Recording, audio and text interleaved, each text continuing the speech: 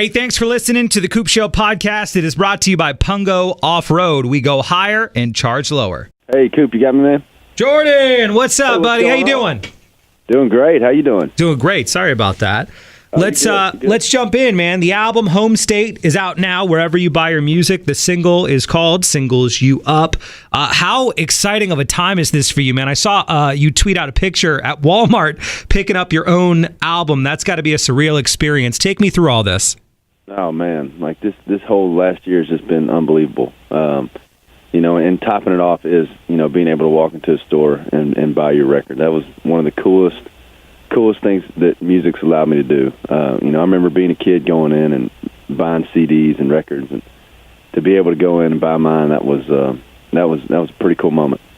Tell me about Singles You Up. You co-wrote every song on this album. Tell me about the meaning behind the single. So actually, I wrote that with two of my buddies in Nashville, Stephen Dale Jones and Justin Ebach, and Justin had just gotten engaged, and kind of through congratulating him, we told him he was smart not to single her up, and it right when we said it, we all kind of, our ears perked, and we were like, man, we ought to try to write that, and I'm glad we did. It's been really good to us. We're talking to Jordan Davis. Singles You Up is the big hit off of the album Home State, which is out wherever you buy your music right now. So with you co-writing every song on the album, one of the ones that stopped me in my tracks was Leaving New Orleans. It's just a fantastic tune. Can you tell me the story behind that one?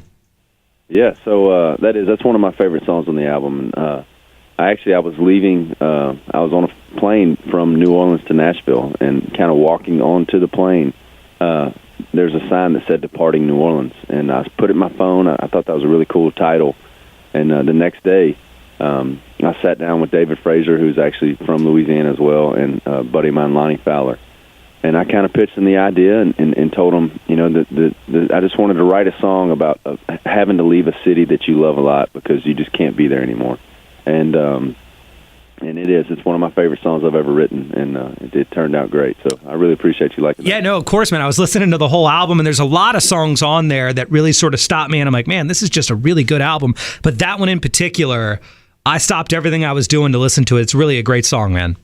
Thank you very much. I appreciate it. So you toured with Kip Moore and Drake White last year. They are widely known as some of the craziest dudes in the business. Drake White is a crowd surfer. Kip Moore swims with alligators. What is the most shocking thing that you witnessed during that tour? I would have to say, I can't remember the city, but they had these president's boxes. We were playing a theater, and they had these president's boxes like off to the side. And I was standing side stage watching Drake, and I walked back to refill my beverage, and when I came back to the stage, Drake was standing on the president's box.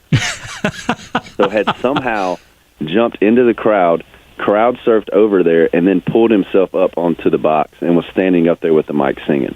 Dude is just insane, isn't he? He's wild. He's a crazy dude. So you got your first headlining tour now, and then hitting the road with Jake Owen a little bit later on this year. I read a story today that Ray Lynn said her 3 must-haves at every show are lip gloss, dry shampoo, and a couple cases of Corona. What would those 3 things be for you? You must-haves at every show. 3 must-haves at every show. Jack Daniels. A lot of guitar picks, because I don't know how I go through guitar picks. I lose them like at every show. And the third thing would be making sure that there's plenty of Jack Daniels. Good man. So we know that you probably have the most epic beard in country music. Can you name a celebrity beard that you admire? The guy that plays Troy? Not Troy, 300? Like King Leonidas? Yes. The King Leonidas beard is on point. That is an epic beard. That's a great answer. A great beard. I read that you and Jake Owen, who, again, you're going to be going on tour with later on this year, both have an epic John Anderson impression. Can I hear a little bit of it?